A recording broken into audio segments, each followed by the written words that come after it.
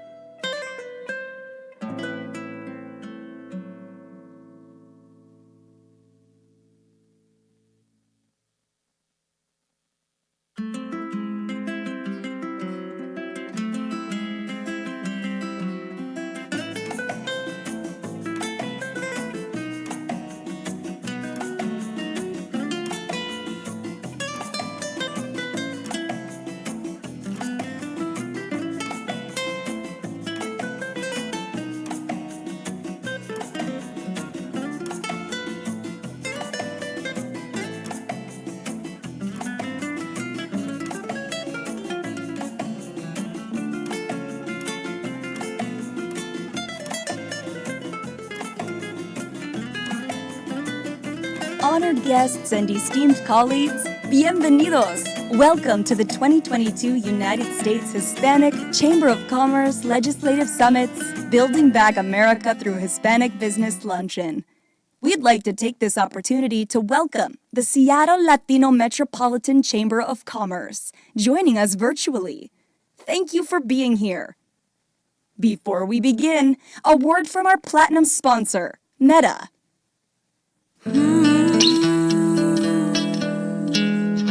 Feminina divina, I am the face of your hija. I'm your hermana, I'm your mama, I'm the womb that gave you vida. I'm centuries of marches, and I'm healing to reap my harvest. I'm heavy-hearted, God made me to prove she's an artist. Soy un pájaro que tanto quiere cantar. I am a voice que jamás podrías callar. I am, feminina divina, feminina divina. Yo soy, feminina divina, feminina divina. And I am, la fuente de la vida. Yo soy la fuente de la vida. Yo soy esa divina energía.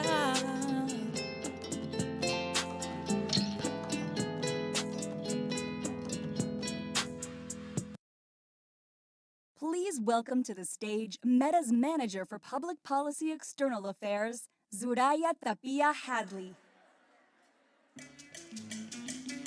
Friends and colleagues, please find... Hello, familia. Good afternoon. I get to kick us off. Buenas tardes. Buenas tardes. ¿Cómo están todos? Is everyone enjoying themselves? All right. Thank you. I am so excited to get to kick off our program this afternoon and to be back here. We are in person. Can we get an applause for that we are able to be in person? Thank you, USHCC. Good afternoon, and thank you so much for having me in Meta today. Congratulations to the USHCC and all the chambers for this deeply thought out, incredibly robust and powerful policy platform that you've been advancing this last few days, and to the chambers for all your work and for a phenomenal program. Congratulations to all of you, please. Thank you. An applause for everyone. We know that Latino entrepreneurs are the key to building back better, and yet inequalities for Hispanic businesses remain.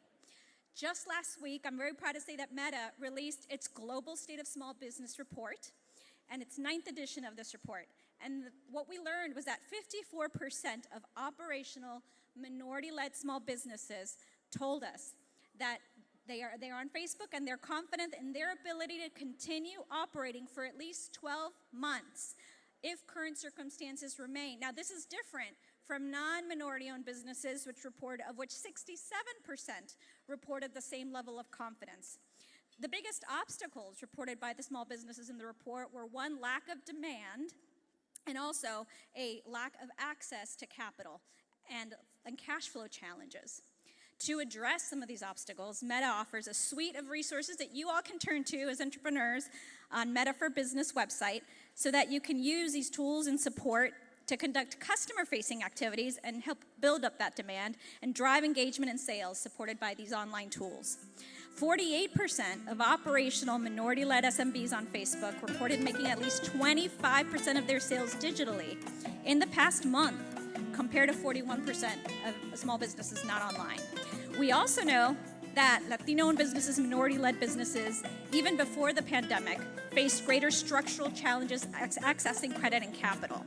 And to that end, we committed $100 million to create the Fast Track Invoicing Program, through which small businesses can continue to operate, take on new projects, and conduct other business. So the way it works is the supplier's customer pays Meta's program partner so that the Invoice Fast Track program can continue to support other minority-led suppliers. As a company, we've set our goals to improve supplier diversity as well. over the next year. So this program helps basically build a bridge between accounts receivable that small businesses are holding and that they continue to have their cash flow until their customer pays them back. We're thrilled to be able to work with the USHCC and with so many of you local chambers to build back better and even more to grow and to thrive. A special shout out to a few of you who have really been active with Meta and supporting us throughout the past years and through the pandemic and working with us. And we thank you all for being here. Thank you. We're proud to be a part of this program.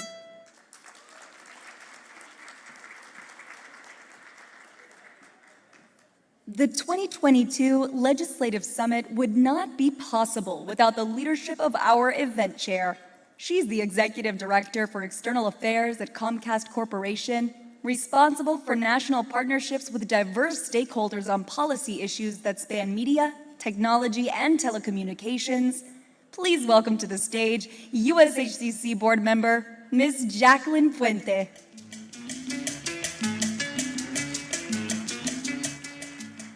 I'm back. Good afternoon, everybody.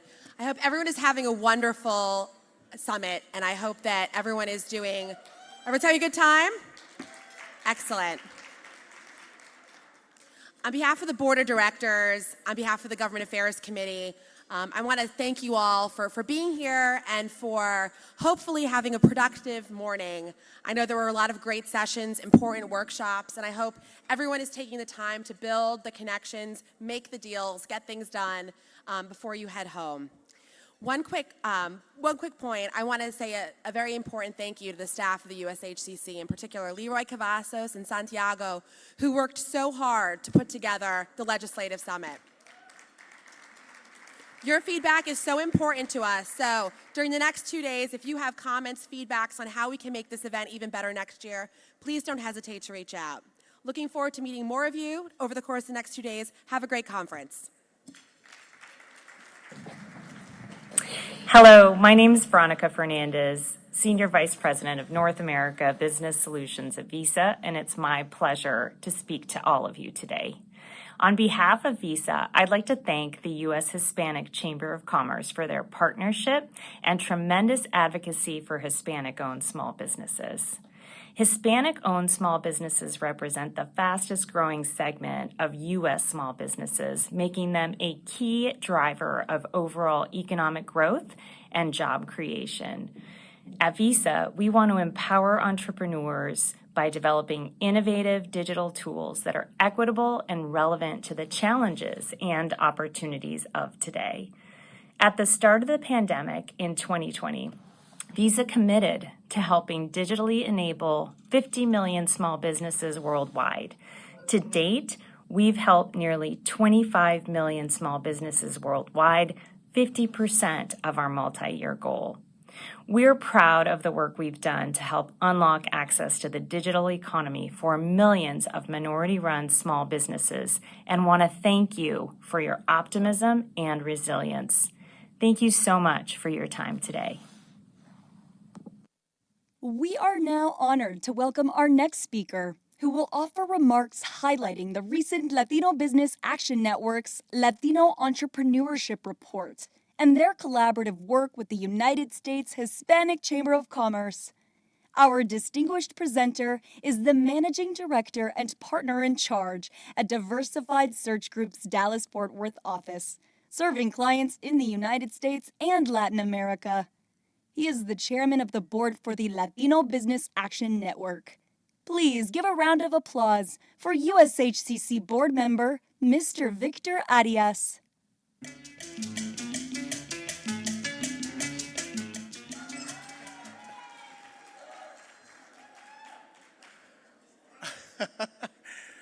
Good afternoon. Buenas tardes. Órale. Okay, good. We're off to a good start then. Thanks to everyone for attending this. What a great attendance here for this record-breaking legislative summit for USHCC. A big round of applause for you all and for the entire staff. So I'm here to talk to you about a program that was developed in 2012 and at Stanford University.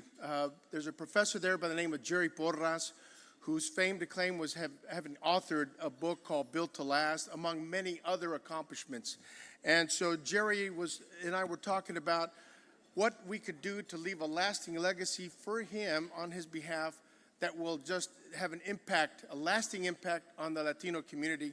And long story short, we landed on entrepreneurship because, one, we knew that Latinos over-index in the formation of new businesses, but the issue was that they don't scale. And so we decided to form what we call the Latino Business Action Network, or LBAN, to add to your alphabet of acronyms. And that LBAN is a 501c3 with a separate board. We actually have some other board members here, including Rosa Santana and others. And we formed a formal relationship with Stanford University. And that relationship, the collaboration, is known as the Stanford Latino Entrepreneurship Initiative, or SLAY, for another acronym for you to remember. But anyway, we decided that we needed to do three things as part of SLAY. We wanted to develop world-class research around the ecosystem around Latino entrepreneurship. Number two, we felt we needed to create a scaling program, and I'll talk about a little bit more. And then third is to support the ecosystem. We actually have both the CEO and the COO, Arturo Cáceres and Jennifer Garcia, in the back. And so I just talk to them, please. So the scaling program was designed to really focus in on the top 3% of Latino businesses. That means $1 million plus businesses. And the program is 7 weeks long, 2 weekends at Stanford, the rest at home. Yeah, thank you for the, thank you all. I'll wait till y'all finish your comments. Okay, thank you. But the program is run by Stanford professors at the GSB. We've completed 12 cohorts. We have almost 900 alums. They represent 34 states and Puerto Rico, and a collective revenues of $5.4 billion and 44,000 employees. It's an incredible group, and we have alums here that are from that program. If you are an alum of the SLAY program, please raise your hand so people can see you.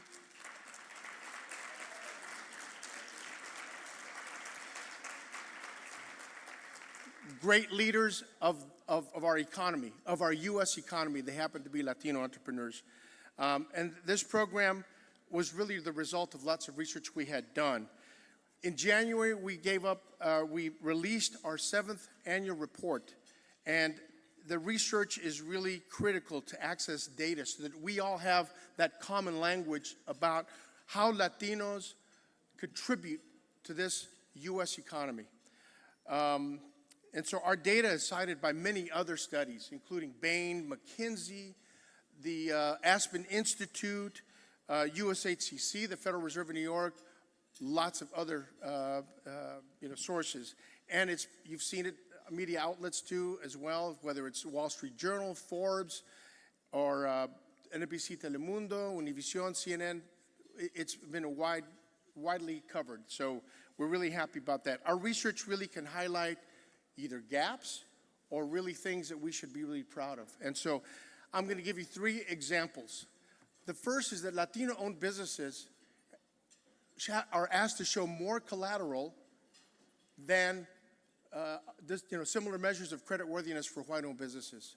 And that's not fair. That's a gap. And it's something we have to highlight and push all our debt financiers to really look at and make sure there's a level playing field for access to debt capital. Number one.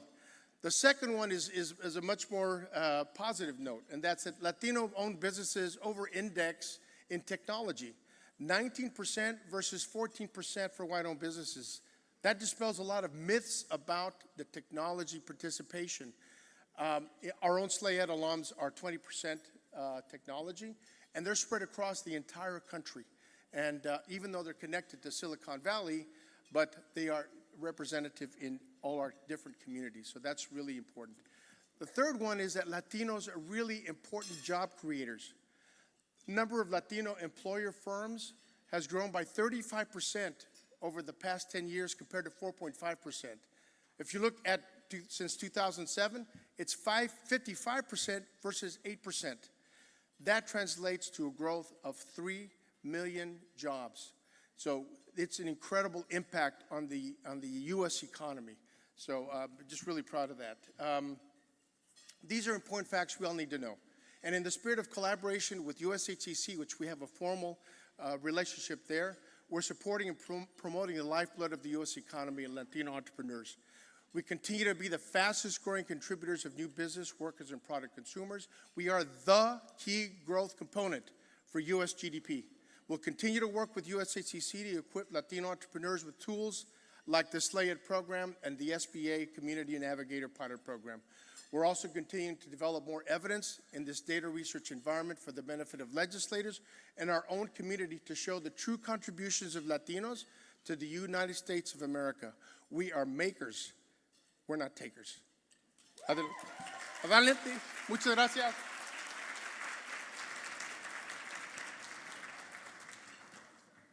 The USHCC Legislative Summit Plenary Luncheon will continue shortly.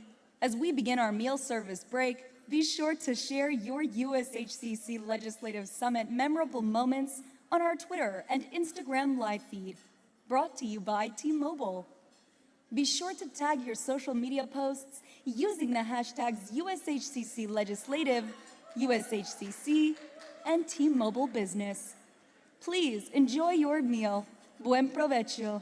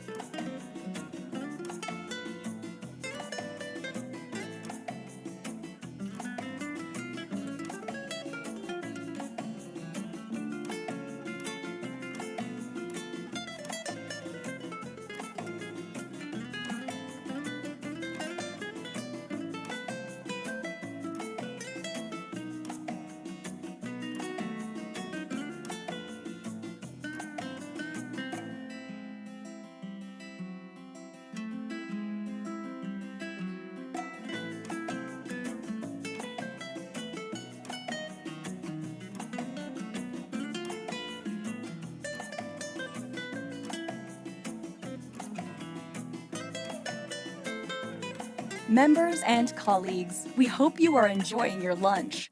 Before we continue with our program, an important announcement from our platinum sponsor and corporate partner, Wells Fargo.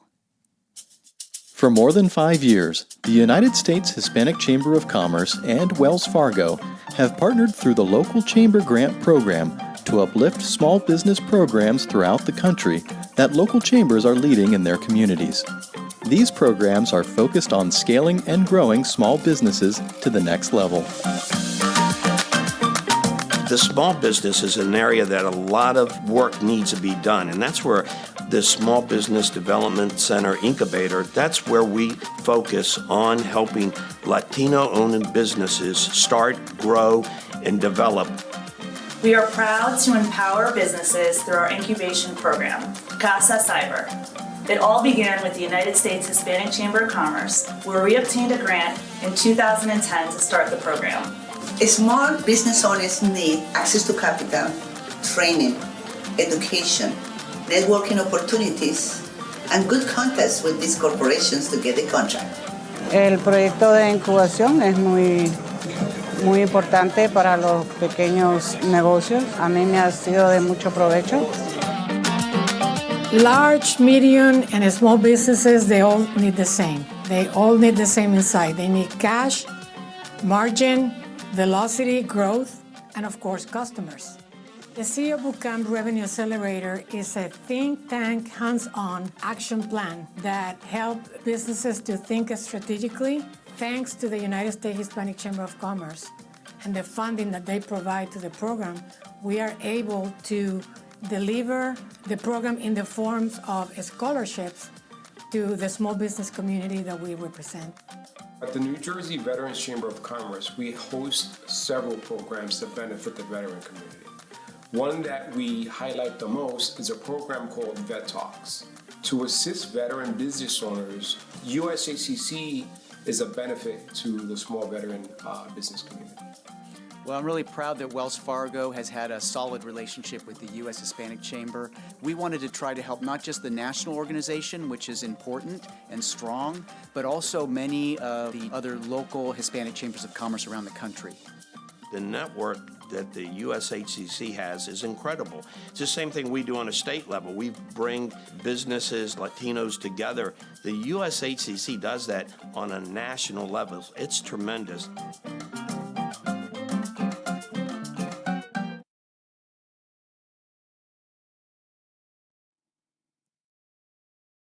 Please welcome to the podium Senior Vice President of External Engagement at Wells Fargo and USHCC Educational Fund Board Member, Mr. Ruben Barreles.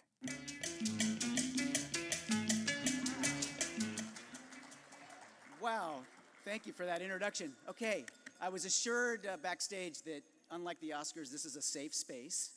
So appreciate everybody's respect. They told me I have an hour, but an hour. Yeah, oh wait, is it a minute? What's the one? Okay.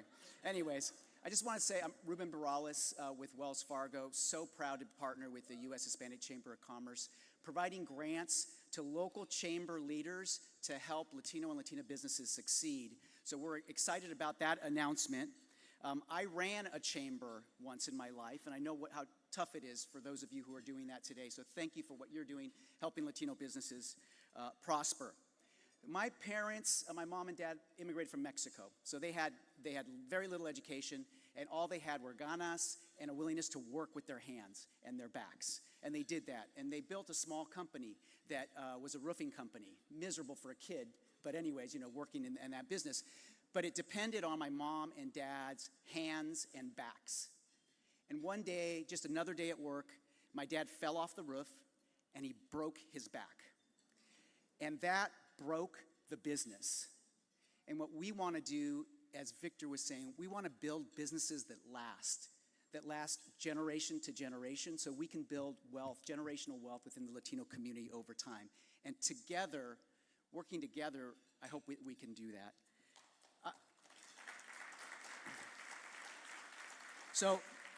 Oh my gosh, I've got like an hour of notes, but I just want to say one thing I want to emphasize, and I'm sorry, thanks for your indulgence. Where are they? So Wells Fargo is here to help small businesses succeed, Latino small businesses. I want to point out at our Wells Fargo table, Priscilla Wallace, who we're so excited to join Wells Fargo as our head of supplier diversity. So you'll be seeing a lot more of Priscilla Wallace. Lester Romero and Joe Trimble, who are small business experts who help small businesses succeed in terms of their banking needs. And Erica Miles, who is my sister from another mister. I'm not sure how to, but working on diversity issues. We're here to help you. So think of Wells Fargo when you're thinking of helping small businesses succeed. Thank you so much. Have a great convention.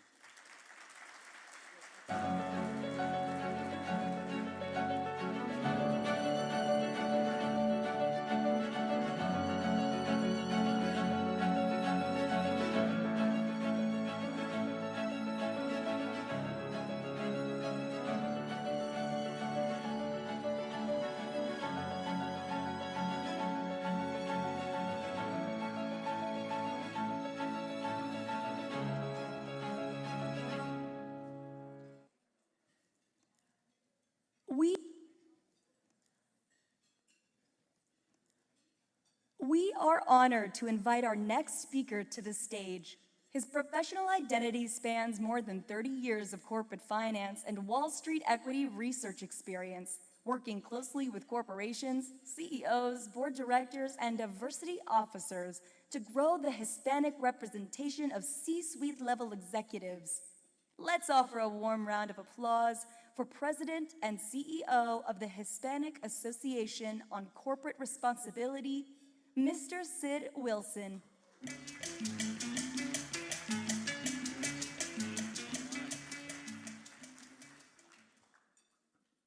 Buenas tardes, USHCC. It's good to be here con mi gente. Before I start with my presentation, I want to just first acknowledge the leadership of the U.S. Hispanic Chamber of Commerce, who also happens to be the board chairman of the Hispanic Association on Corporate Responsibility, my dear friend, Ramiro Cavazos. Thank you, Ramiro, for your leadership. Thank you. Okay, so I'm here to talk about the challenges that we are seeing for Latinos in the C-suite in corporate America. And for the people in the back, I can't see my slides, so I'm going to look on the side here. But we got it? All right, good, thank you. Because you can all see it, but I can't see my own. Nevertheless, let's get started. So despite the challenges that we're seeing for Latinos in corporate America, we know that we are significantly underrepresented.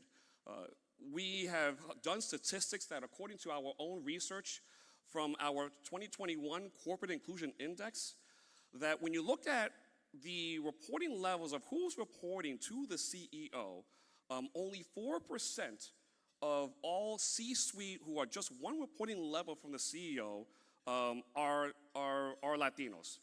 And when you look at who are 2 to 3 reporting levels, it's about 6%.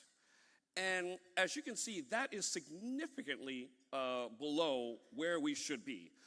The big challenge, of course, is the fact that there is one world in the early career to mid-level, and then there's a whole nother when you get to the C-suite. And if using population data, that numbers are even lower. And for Latinas, as you can see, it's under 1%.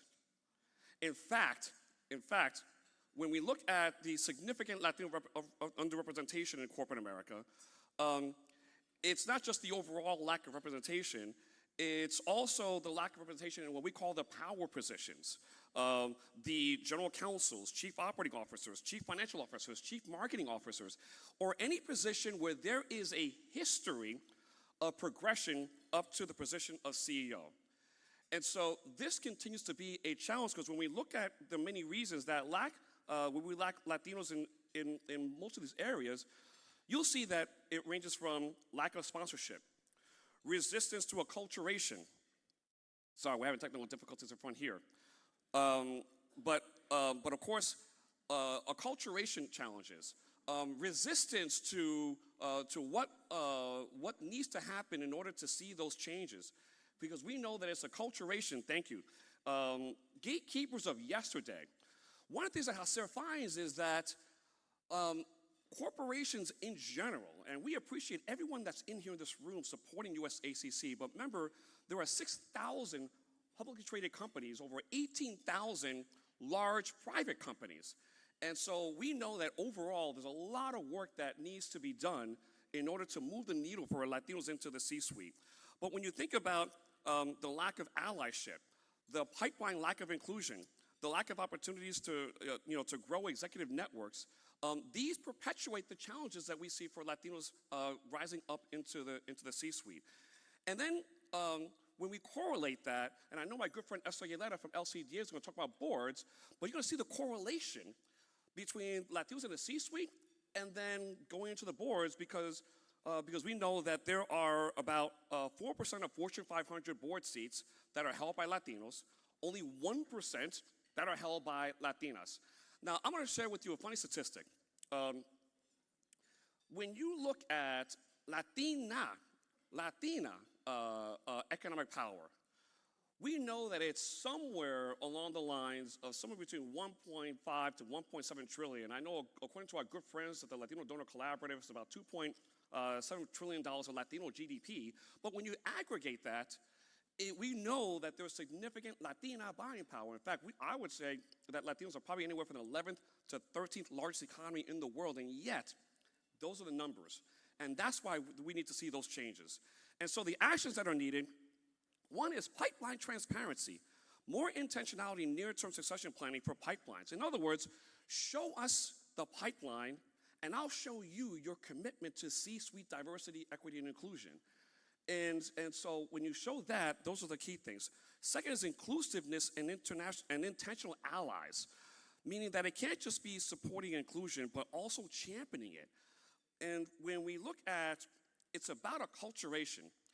Whenever I talk to a company and they say, well, we can't find enough qualified Latinos for these positions. How many times have we heard that term? Can't find qualified. My answer to that is that maybe you need to stop assimilating and start thinking about acculturation, not assimilation.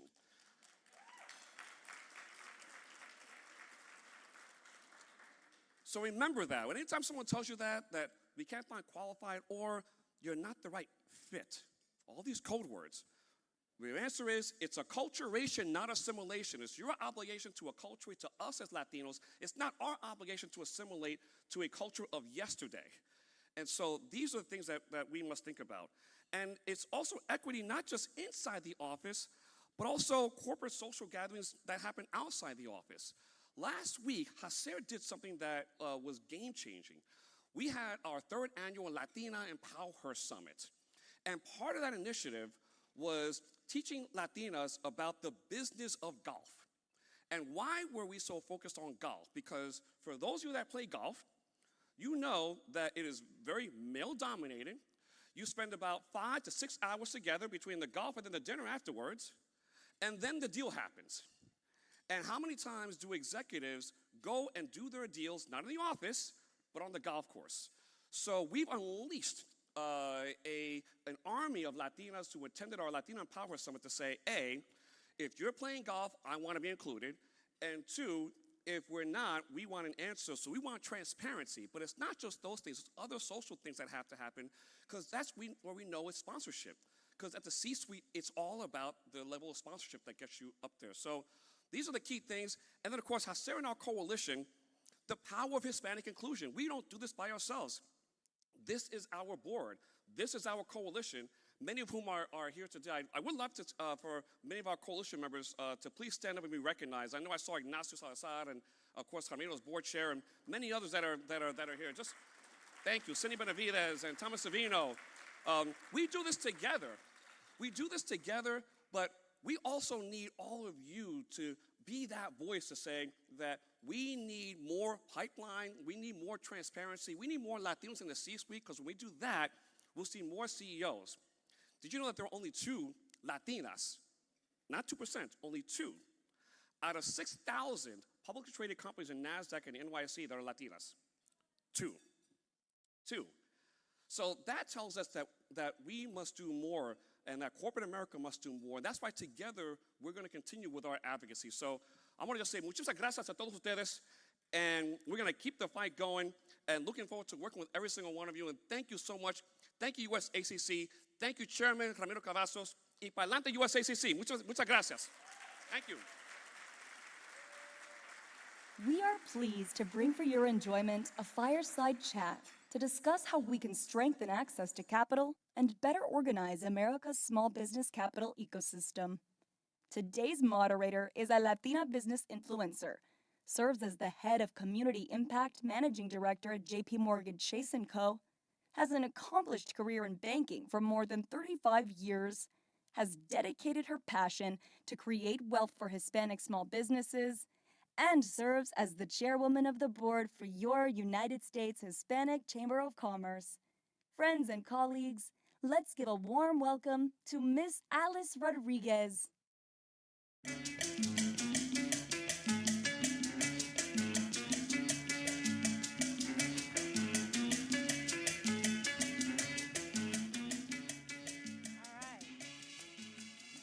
After 35 years in banking, I'm going to give a try here at being a talk show host. So you guys bear with me as we go through that. You heard me and Ramiro talk this morning about our 3 C's, and the first C being capital, access to capital. And the one thing we recognize at the USHCC is that, capital comes in a lot of different forms. And we want to make sure, as I said, that we're not just thinking about traditional, partnerships in capital, that we're looking at traditional and innovative. So I am so thrilled to have a former colleague at JP Morgan Chase, Janice Bowler, join us today as the very first counselor of racial equity at the U.S. Treasury.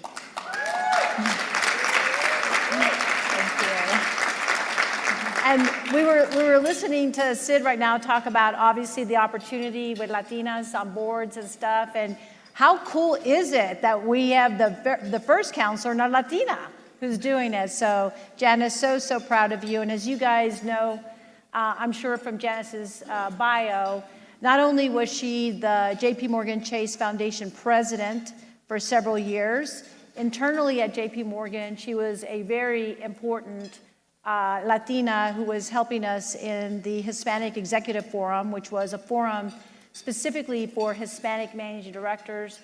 She was very influential there.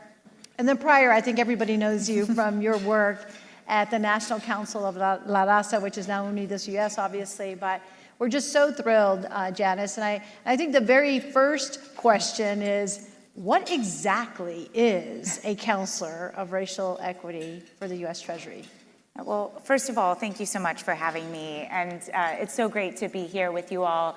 I want to thank you all and congratulate you for the work that you do on behalf of Latino businesses every day. I've spent a good part of my career either working directly with Latino communities across the country or funding Latino communities across the country, and I know the hard work that you all put in, and so I really appreciate that, and I take that experience and that ethos with me into this new role, the Counselor for Racial Equity. Even saying it out loud, I have to say I still get chills. Like, I can't believe that this is my job, and I really want to thank Secretary Yellen, Deputy Secretary Arellano for their vision for this role. It's really a reflection that from day one, racial equity has been a priority, to think about how we're investing in communities at great risk of being left behind.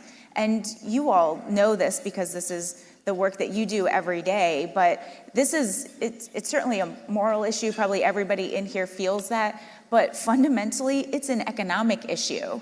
Like, this is a priority for Treasury because when we fail to invest in communities that have been historically left behind or underserved, that's money left on the table. It's a drag on the national economy.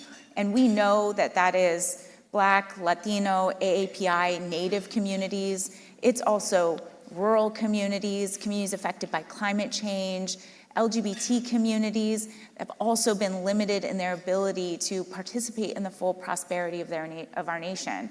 So my role is really thinking about across everything that Treasury is doing, and it is significant. We are responsible for administering more than $1 trillion of the American Rescue Plan, how we're thinking about making sure that we are centering the needs of the most vulnerable, because we know when we do that we're going to have those outsized economic returns and build the kind of economy that we all have a shared vision for, one where everybody has a chance to reach their full economic potential. Yeah, I mean, we've been talking about that a lot, Dennis, here, that it is a business imperative. Like, we like the numbers that we see in the Latino community, but ultimately, if we don't see that come to fruition, it really does impact the economy. So obviously, you mentioned the $1 trillion. That's a pretty darn big number.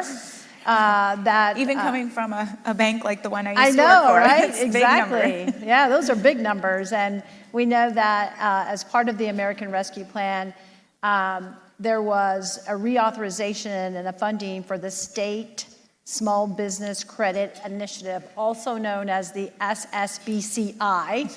That's kind of a mouthful there, but it does provide a combined $10 billion to state governments to empower small businesses to, obviously access capital, job creation, et cetera. Tell us more about that. I mean, we have some Hispanic capital providers here. Obviously, we have local chambers here. We have Hispanic business enterprises here. We're all anxious to understand what exactly is this, and more importantly, how do we get access to the capital? Yep, absolutely. I'm glad this is the thing we're going to spend a little bit of time on. So, as you mentioned, $10 billion, fundamentally important to understand that these dollars are administered through states, tribal governments, and eligible territories. So right now, the Treasury team is in the middle of reviewing state plans. Tribal deadline is still coming up in May, but state plans in which they have suggested, they've essentially written out plans for over 200 programs that are, and they have the flexibility to deliver equity capital, debt, and structure that in a variety of different ways that meets the needs of the businesses in their state.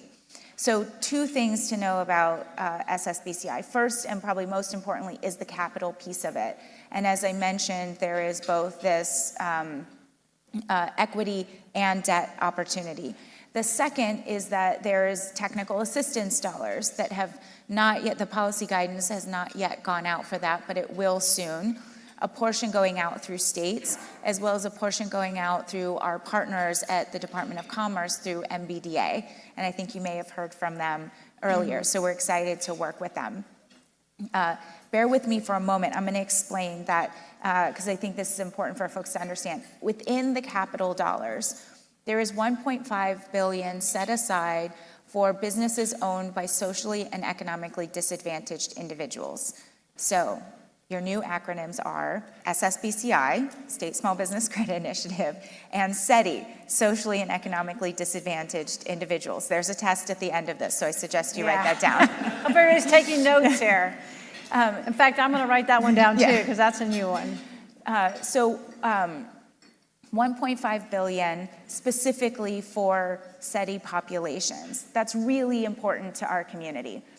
The interesting thing about the way the program is structured is there is an additional $1 billion in incentive. So when states perform well on reaching their SETI communities, they actually can get incentive dollars to do more. So we think that that is going to really help encourage states to make sure they're active in that area. So Dennis, just listening to you here, one of the challenges that I really hear is just the complexity of every state is going to be administering the dollars, and so therefore you have no uniformity. It's going to require a very specific plan. I mean, what would be your, advice on how we should be thinking about that approach? Yeah, I think there's a couple things that that chambers can do, and where we would love to partner with you and the ecosystem that you operate in. First of all, the capital delivery is going to rely heavily on community banks. So you can really encourage those community banks that you partner with to get involved and participate in the program. We need as many lenders as possible, community banks, CDFIs, MDIs, to be involved in the programs.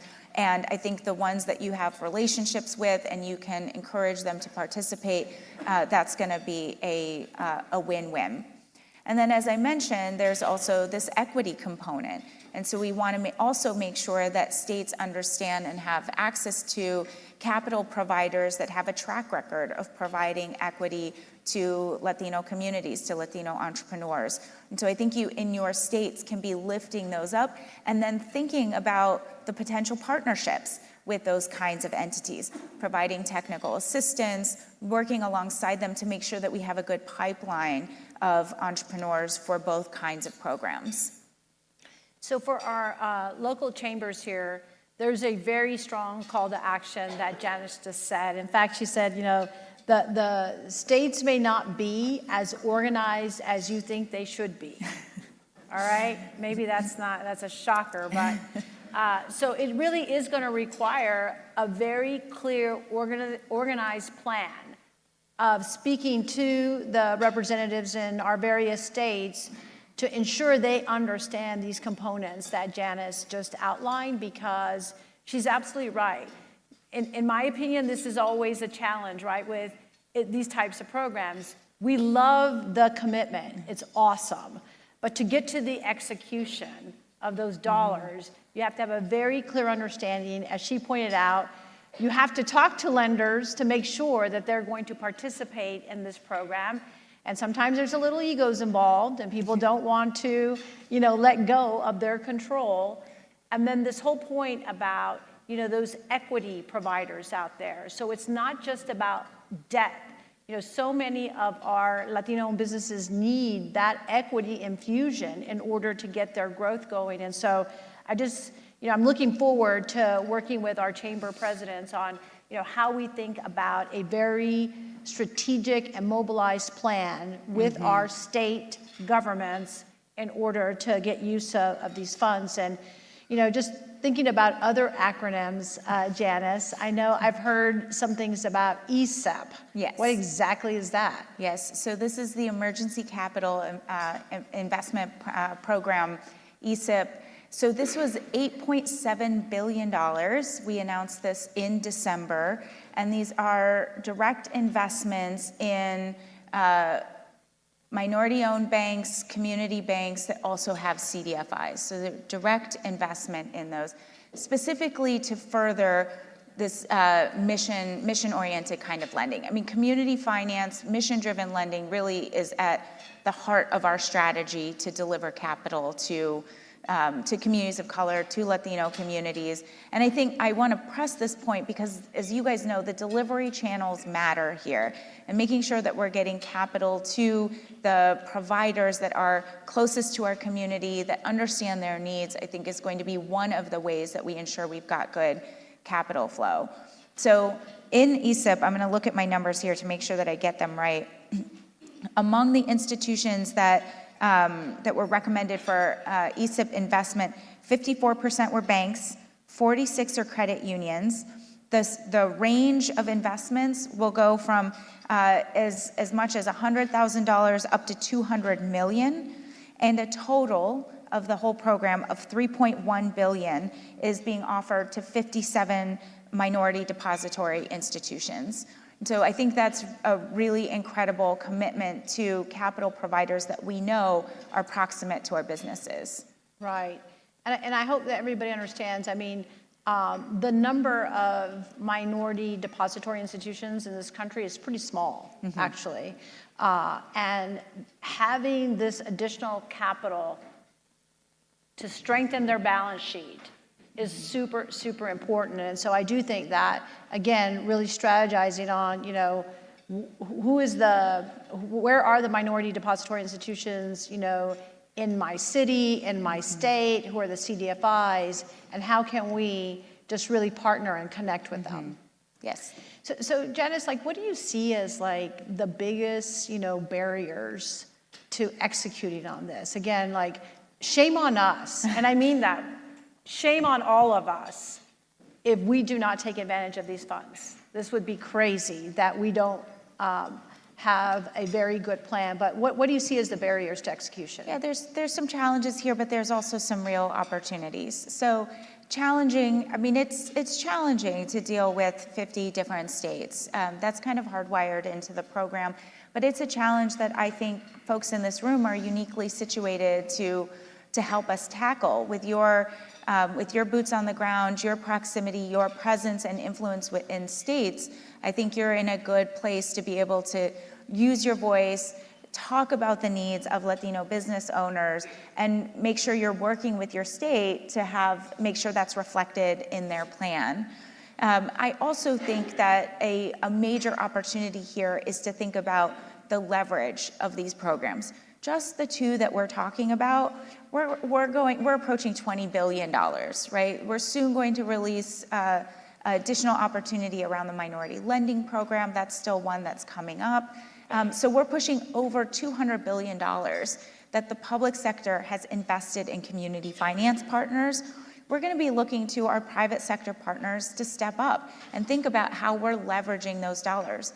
SSBCI, for example, has a 10-to-1 leverage requirement. So think about that. It's a $10 million program. That's a lot of money, right? That's a lot of capital flowing into our communities. So while there are some complications here in terms of thinking about this state by state, I think the opportunity that is in front of us, both to have capital flowing to our businesses, but also to think about really creative partnerships between what you all do, other technical assistance providers, incubators and accelerators, community banks, the whole ecosystem, I think, is significant because these resources are, sort of once in a generation kind of resources. Exactly. And what, we've talked about some of them and that were pretty obvious, but what role should the USHCC play in all of this?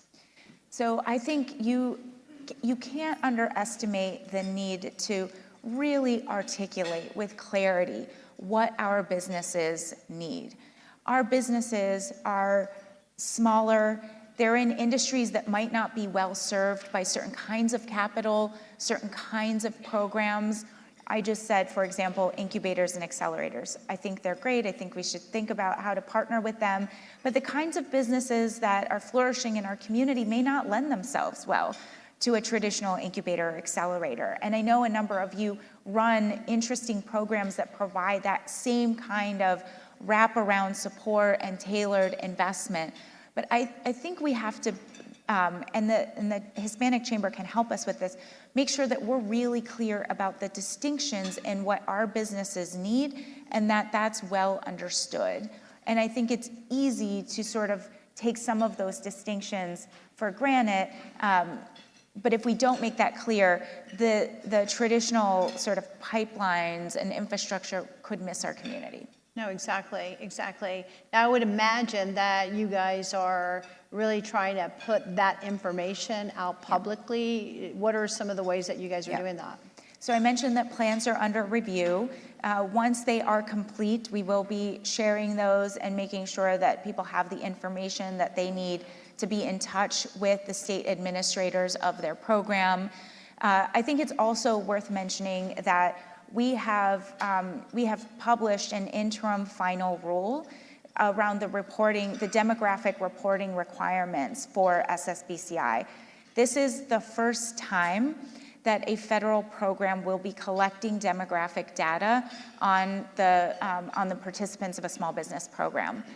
This is an incredibly important accountability mechanism for Treasury, for us to know if the program is actually reaching the communities that we intend to hit. It's important for community banks. As you well know, Alice, banks aren't currently allowed to collect that information, so unless we put a rule out requiring it, they would not otherwise be able to collect it. But for the first time, we'll have a view into Black, Latino, AAPI, disaggregated AAPI data.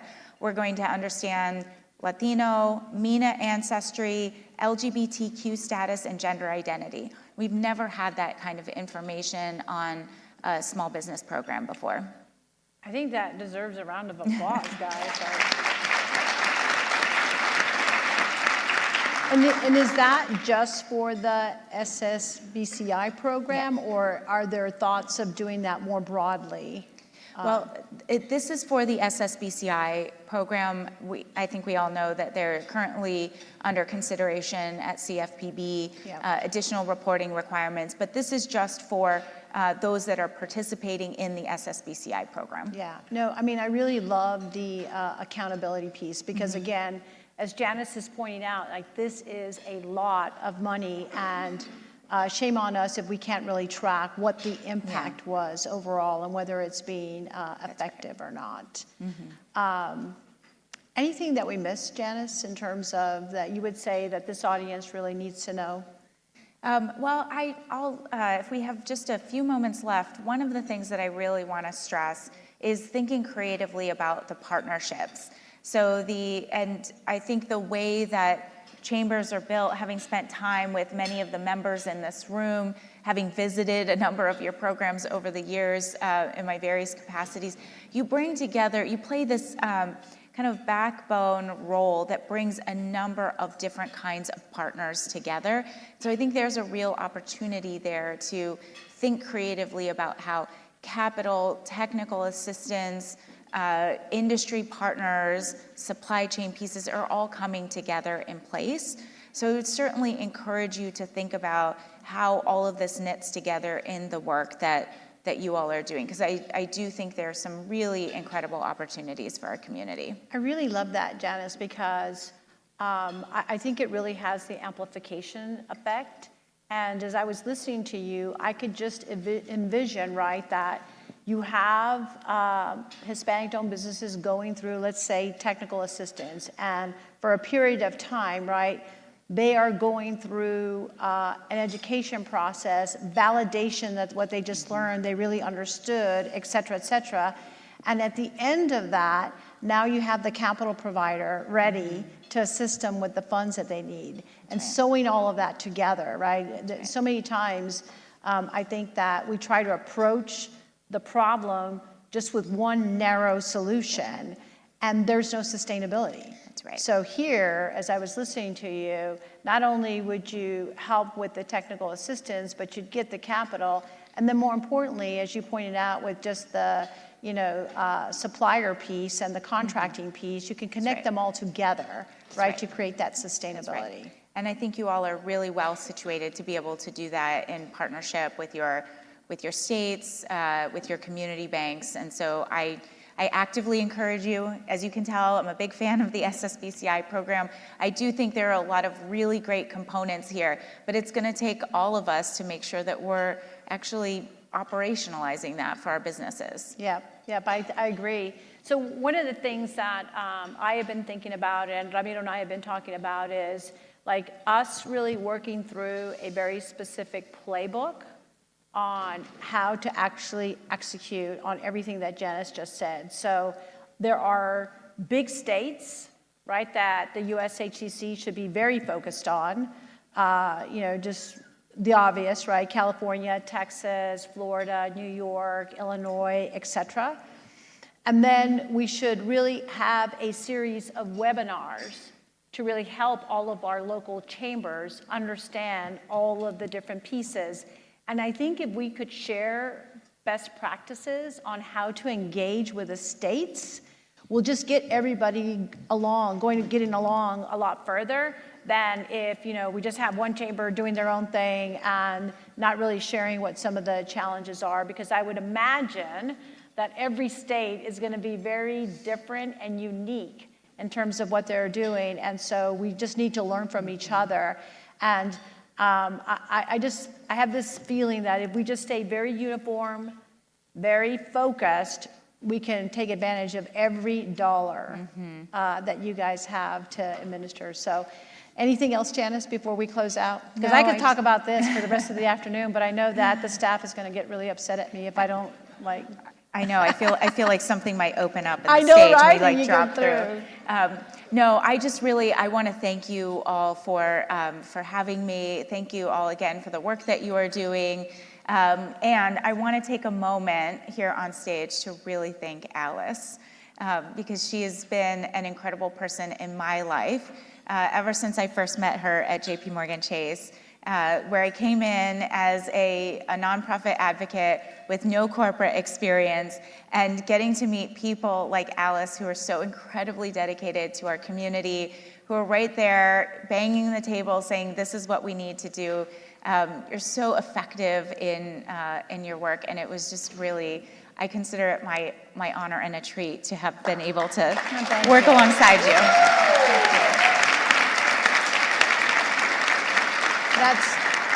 Thank you, Janice. That's very, very kind, but I mean, I really do believe it takes a village. So what I do is like, as soon as I get somebody who will like listen to me and say, come on, let's do it together. So, all right. Absolutely. Well, thank you so much, Janice. Thank We you. know you're super busy, and I was just thrilled when you, I just want you to know when we called Janice and said, you have got to come talk about this, she did not even hesitate. She said, I don't know what's going on my calendar that day, Alice, but I'm going to make that happen. So thank you. Thank you.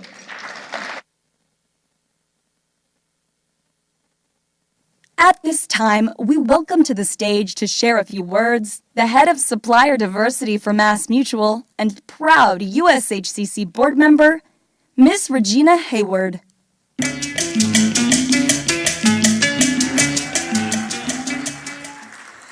Well, good afternoon. What a great session. How's everyone doing? Good. Well, it's a pleasure to be here today, and as I was approaching the podium, I was thinking about the past 6 years that I've had the pleasure of serving on the board of directors for the USHCC. And not only that, for the past 2 years as the audit committee chair. And I'm so pleased to share that the organization is well governed, has strong internal controls, and we should all feel happy about the sustainability of USHCC. Let's give it up for the organization. Now, I want to share with you this afternoon a very special company that I have the privilege of working for called MassMutual. MassMutual in 2020 reached out to me about their efforts around diversity, equity, and inclusion, and more specifically about their intentionality around impacting underrepresented diverse businesses. And we've heard so much today about how important that is, that we not only understand the root causes of issues, but that we invest the dollars, the resources, and the time that it's going to take to make this country what it should be. And with that, MassMutual launched a $150 million commitment in 2021 to utilize underrepresented diverse businesses. This was one of the most significant undertakings within our industry sector. But it's of no surprise, MassMutual has one of the most diverse boards of directors in our insurance sector, but we also have made a commitment internally to our workforce through our BRGs, to our safety and security of our employees, and within our procurement organization. And so with that, we launched out to form relationships with two very key anchor organizations within the Hispanic community. We've already heard about the Stanford L-Band program. Let's give it up for L-Band.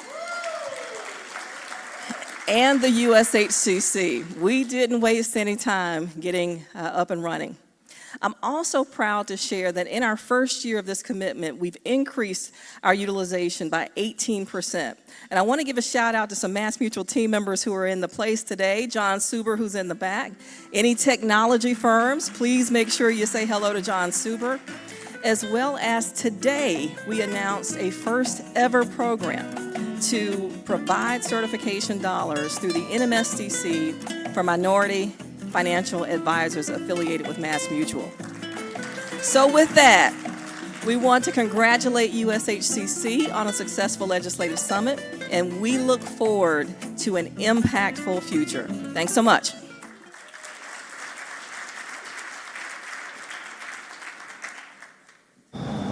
What if your business could always be open?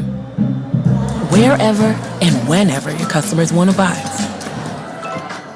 With tools to sell on every channel, you open your business to more. You can get paid anytime, anywhere, and any way you choose. Make one decision and open everywhere with Square. We are the strong, the tenacious, and compassionate members of diverse communities. We don't let others define us. We remember our roots, while bravely writing the script for our own future. We have an undeniable zest for life and a heart that beats with resounding determination. We celebrate you. When we come together, we can create limitless possibilities for all. Vayamos juntos. In her current role, she influences some of the most powerful companies by bringing together accomplished executives at the pinnacle of corporate governance to advance diversity in corporate boardrooms. The USHCC is proud to partner with Latino voices to increase representation and diversity under her leadership. Please help us welcome to the stage the President and CEO of Latino Corporate Directors Association, Ms. Esther Aguilera.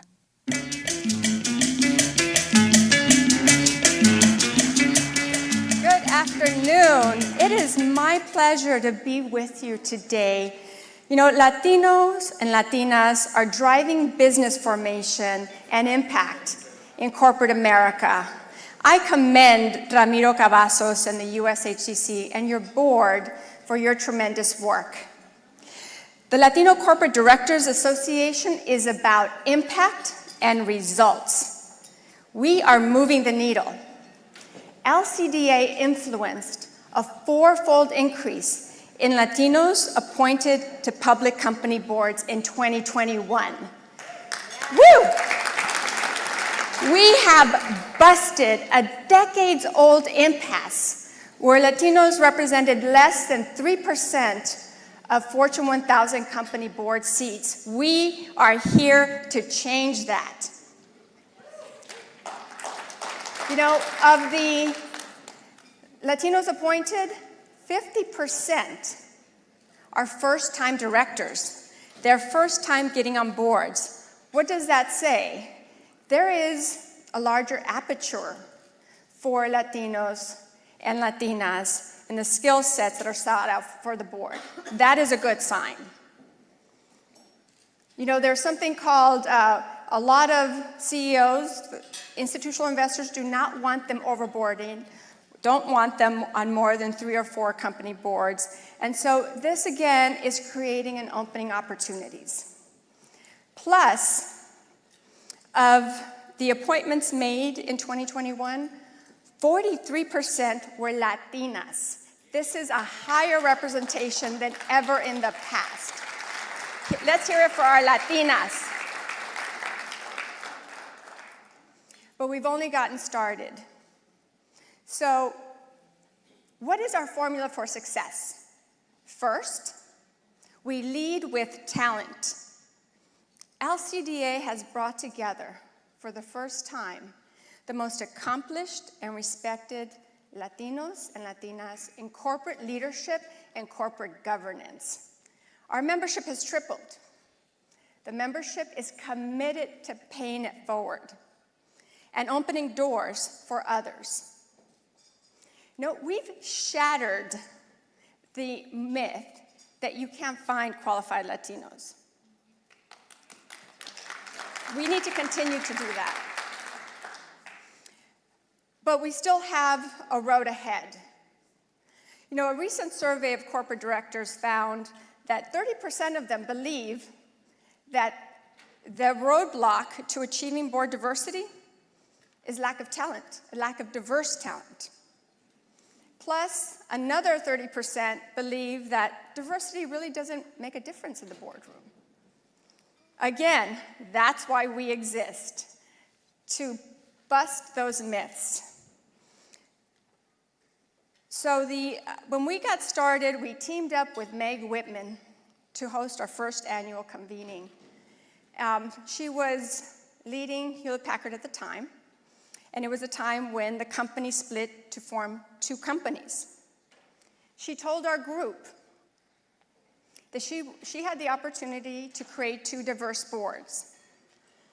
And when she got the candidates for the boardroom, there were no Latinos or Latinas. And so she sent the search firm back to the drawing board and said, give me the list of the top Latinos in business. And voila, there was ample talent. She clearly didn't have Victor Arias working with her. That would make the biggest impact. Let's hear it for Victor. Victor, you have been there from the very beginning, championing this before anyone else. Victor was a founding board member of LCDA and clearly still does so much for our community. So today, Hewlett-Packard and Hewlett-Packard Inc. have Latinos leading the companies as CEOs and directors. Let's hear it for that. But, you know, I tell you that story because that myth that they can't find talent again still exists today, and we're still work to shatter that myth. So the second thing we do is we raise awareness. And we work with all of the key influencers that impact the boardroom. We've partnered with all of the major search firms to support them in making sure they're able to tap our vast network and the vast talent for the boardroom. We work with institutional investors such as State Street, Vanguard, BlackRock. They are making a difference. It is the institutional investors that has helped push for diversity. They are the shareholders, and they want to see diversity because it impacts the bottom line. So we're raising awareness, and this is the third area that we work on, is we're proud to bring together a dynamic coalition that we call Latino Voices for Board Equity. We've teamed up with USHCC, with LULAC, with MALDEF, with Unidos US, and half a dozen other organizations. And guess what? We have written to every Fortune 1000 company that lacks Latinos. And we're having meetings with the chair of the board, the chair of the nominating and governance committee, and corporate secretaries. In fact, just this week, we have 5 calls, and we're making a difference. You know, early on, we started with writing to California company boards, because California has 2 laws to increase board diversity, one for gender and one for race ethnicity. But guess what? You have to be intentional to ensure Latinos are not left out. And in the effort in writing California companies, we published a list that 32% of California company boards were all white. Sure, they added women, but 78% were white women, and still resulted in all white boards. When we published a list of companies, you know, we had written letters that we are a resource, and it is a good benefit. Because of that effort, you know, companies like Chipotle, El Pollo Loco, Del Taco, Molina Healthcare, all had all-white boards. Today, they have added Latinos and Latinas because of Latino Voices for Board Equity, because of the USHCC, LCDA, you know, and that's literally what we just started doing. So we are having more momentum, more growth. So 3 key final messages. 1, diversity without Latinos is incomplete. Plenty of companies are talking about their commitment to diversity, yet we are invisible in plain sight. We're right there, and yet we're ignored. That can't happen. Second, boards without Latinos are incomplete. We are here to be a resource. And third, we look forward to keeping you updated on our work and partnering with you in the next few months. Thank you so much. Great to be here. Thank you for your informative remarks, Ms. Aguilera. We are honored to now feature a fireside chat highlighting the bipartisan infrastructure law and how the Latino business community will play a role in procurement to support America's framework. Here to moderate this important session is the principal for Point B, where he advises clients in the environmental, social, and governance industries. And joining him to share expert knowledge on this topic is Secretary of the U.S. Department of Transportation. Colleagues, please give a round of applause and welcome to the stage your USHCC Chair-elect, Mr. Nelson Rainieri Jr., and U.S. Secretary Pete Buttigieg.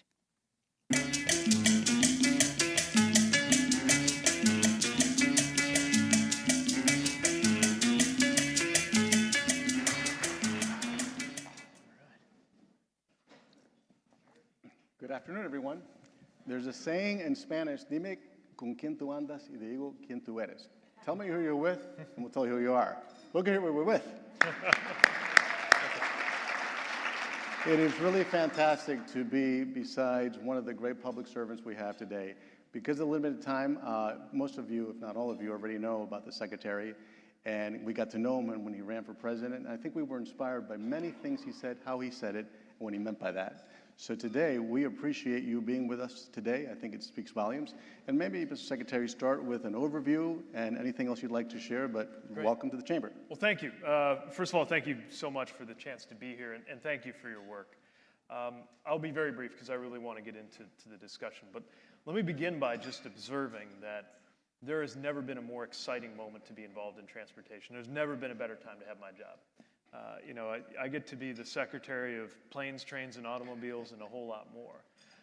But I also get to do that work now at a moment when we have a historic level of investment thanks to the President's bipartisan infrastructure law. And one thing that I want to thank the Chamber for is your advocacy playing a vital role in making sure that we got that bill done. So thank you for your hand in that policy victory. The hard part is done. The very hard part is next. We have to make sure that $1.2 trillion of funding turns into $1.2 trillion of value. And so much of that depends on the business community. And in particular, in order to meet the potential of this bill, of lifting up those who have been excluded in the past, the Latino business community in particular is going to be vitally and critically important.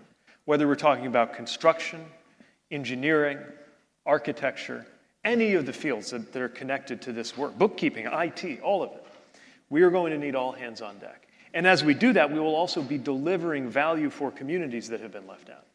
Neighborhoods that live near ports whose health depends on whether we can deliver cleaner air. Neighborhoods that have not always been able to get to good workplaces where there are good paying jobs because transit hasn't been there. Now we're making the biggest investment in transit we've ever made. In area after area, the potential is enormous, but it's not going to happen on its own. And that's why, just as we partnered in order to make sure that this bill became a reality, now that the funding is there, we need to partner in order to make sure that people feel the benefits on the ground in terms of the jobs and in terms of the results. That's why I'm here, and that's why I'm really looking forward to working with you and your partner organizations. Well, we appreciate that, and so are we. You've talked about the enormity of this infrastructure package. Can you give us an overview maybe so we can help get a better sense of the department? Yeah, so one thing that I think many Americans would be surprised by is just how much happens in the Department of Transportation. Parts of it you think about all the time, the FAA, air traffic controllers. Parts of it people probably don't think of as part of our department, like pipelines. The Pipeline and Hazardous Material Safety Administration, that's part of DOT. We have everything from a commercial space travel office to an office that's thinking about the next generation of things like automated vehicles. And if you look across the funding that's coming in the bill, it touches every part of transportation. So altogether, and I know you've heard from some of my administration colleagues, again, we're talking about $1.2 trillion to do broadband, water, so many things that go beyond transportation infrastructure. About half of it is transportation infrastructure. Of that, highway and bridges, we got tunnels, we got airports and ports, including land ports of entry, by the way, which are going to be very important for trade. And all of the work we have to do around trains and transit. As you know, the president famously is a big passenger rail enthusiast, so am I. And I think that's not just something for the Northeast Corridor, that's something that can bring benefits across the country. Ultimately, there is no aspect of U.S. transportation that won't be touched by the efforts that we're doing in these next few years. You know, you said something interesting, Mr. Secretary, that infrastructure is an outlier in a sense in that it doesn't have a partisan leaning, that there's a lot of support from across all sides. Can you talk about why you think that is and the implications of that? Yeah, you know, when we arrived, I know there was a lot of skepticism, let's say, in the world of political commentary about the idea that we could have a bipartisan infrastructure law. The idea we could have a bipartisan anything law, right, was considered maybe a little bit naive. But the president believed that we could get this done. We believed that it was possible and spent time, rolled up our sleeves, worked with folks from the other side, and ultimately got nearly 20 Republican senators to cross over. And it is not common to see Mitch McConnell and Bernie Sanders voting the same way. That's how you know you probably have a really good proposal on your hands. And, tougher in the House, but even there, 13 different Republicans who came over and joined Democrats to get this done. Because, of course, there's nothing partisan about a road needing to be fixed. There's nothing partisan about wanting to make sure that aircraft take off and land safely. There's nothing partisan about wanting good-paying jobs in your community. And so even in today's very divided Washington, I've found that we have huge opportunities to build bridges right now, literally and politically.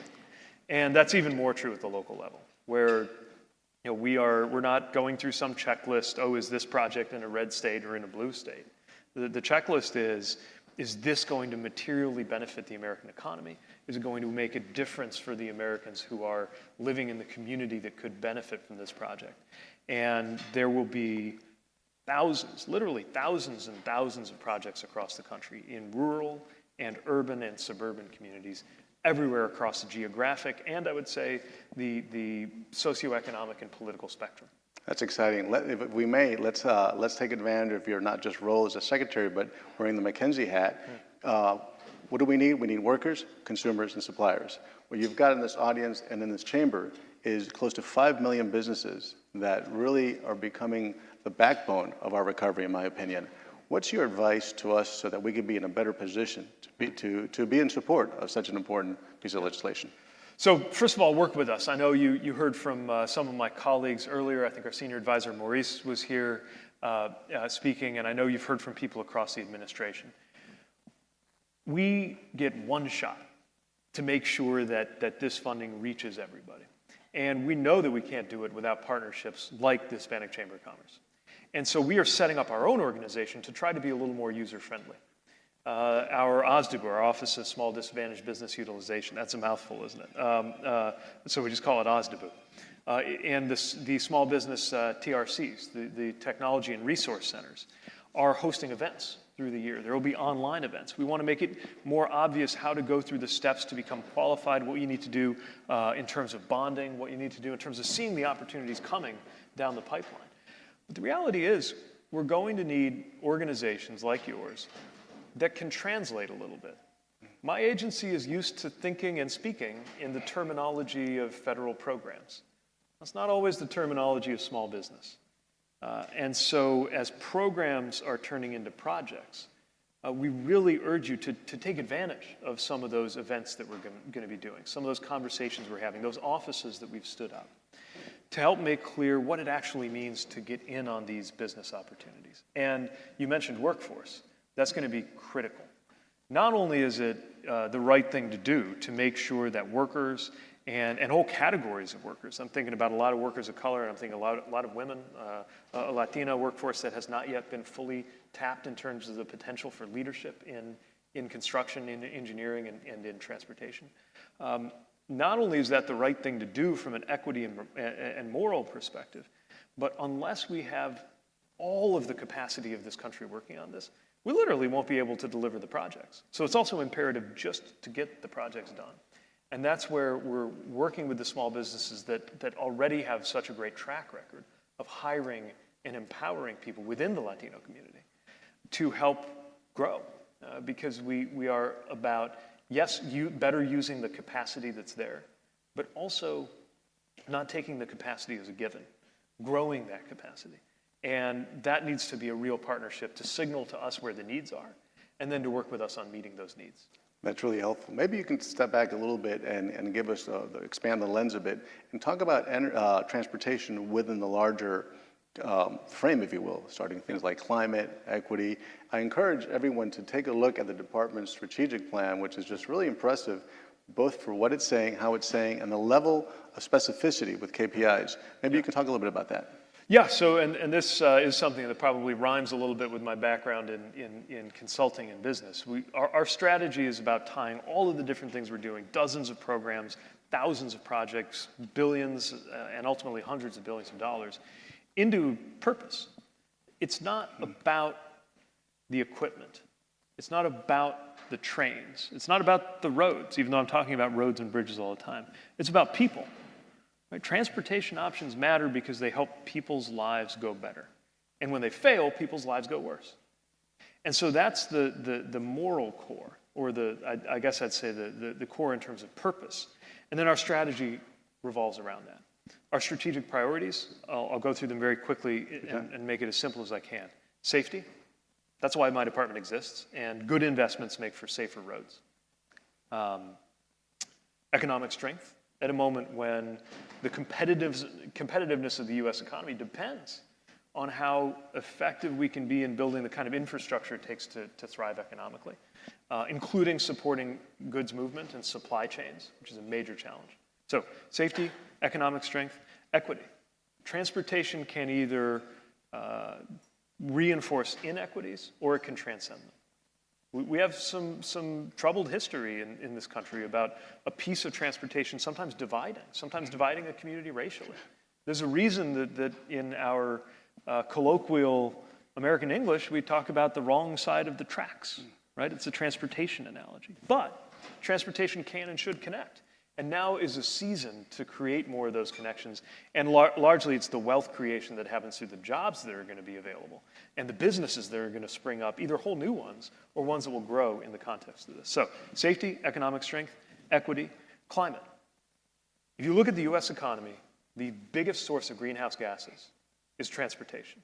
So to me, let's take that as a challenge and try to be the biggest part of the solution. We know we can do it. We know we can do it with electric vehicle chargers and electric vehicle support.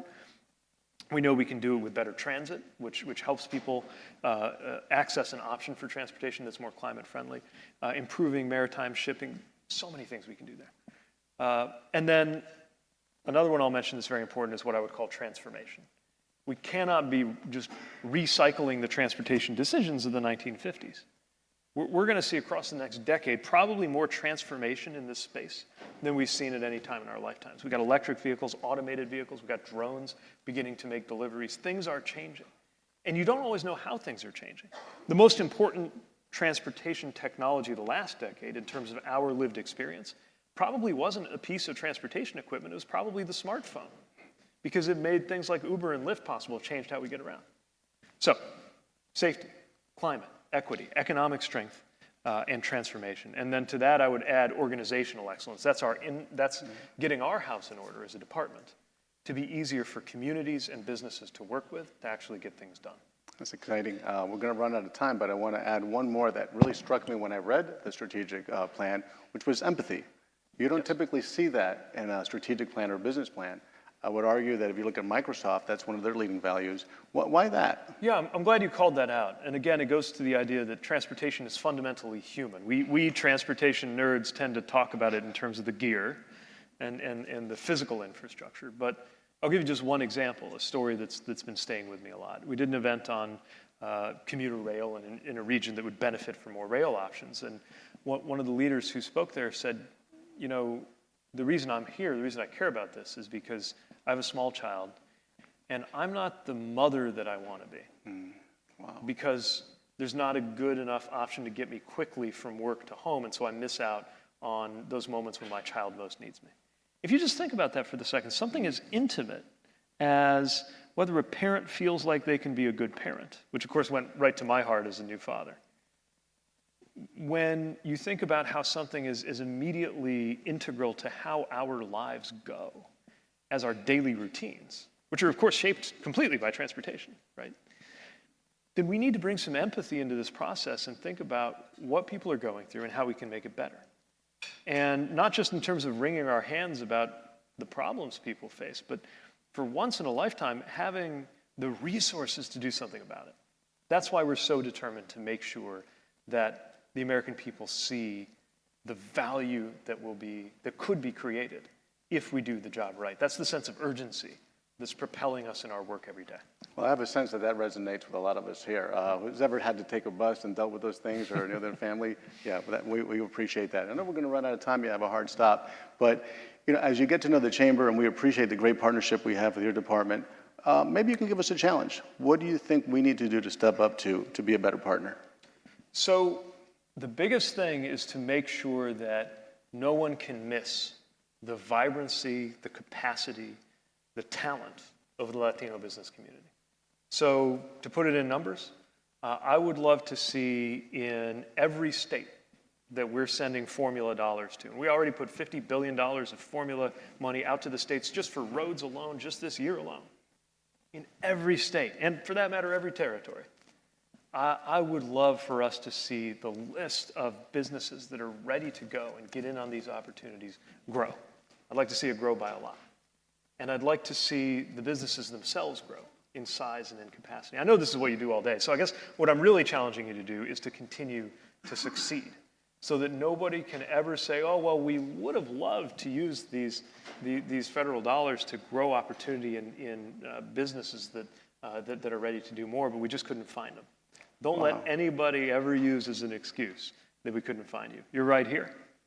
You're all over the country, and you're doing a great job of waving the flag. Well, I know we have to wrap up, so let me just, as they say in church, can we get an amen for that? And we want to acknowledge our leadership, our CEO Ramiro Cavazos, our board, a wonderful board. We met Alice and the rest of the team. And our chamber presidents. We have, for the first time, over 100 chamber presidents throughout the country. And all the hardworking entrepreneurs here who are behind you. As you say goodbye, one last little question. What have you learned from being a dad that helps you be a more effective Secretary of Transportation? That's a good question. I'm glad I got to stump you on something. A new level of attention to detail, right? Because usually when I leave the house, it's like, okay, do I have my briefcase? Did I look at the briefings on where I need to be today? Now it's, do I have my briefcase? Did I look at the briefings? And is there any sweet potato in my eyebrows? Right? And it just cuts you down to size just a little bit. Well, te queremos mucho, te apreciamos mucho. Earlier this year, I had the privilege of seeing you on the road. Y cuando hablaste con nuestra comunidad en español, when I saw you talk to our folks, especially young folks, it sent a sense of validation and worth that I think speaks to your purpose. So, muchísimas gracias. Muchísimas gracias. Gusto verla. Thank you very much. Gracias.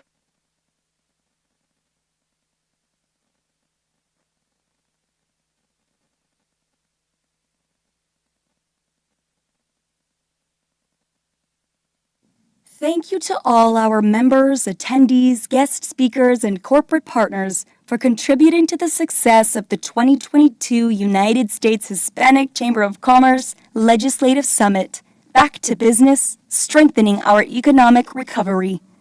This concludes the Building Back America Through Hispanic Businesses Luncheon. Legislative Summit workshops will resume promptly at 1:45 p.m. in the Federal A&B, Senate, and South American meeting spaces. We look forward to seeing you this evening at the Legislative Summit's Business Networking Reception. Don't forget, mark your calendars and join us in the beautiful city of Santa Fe, New Mexico for the 2022 USHCC Energy Summit, happening April 21st through 22nd. See you there.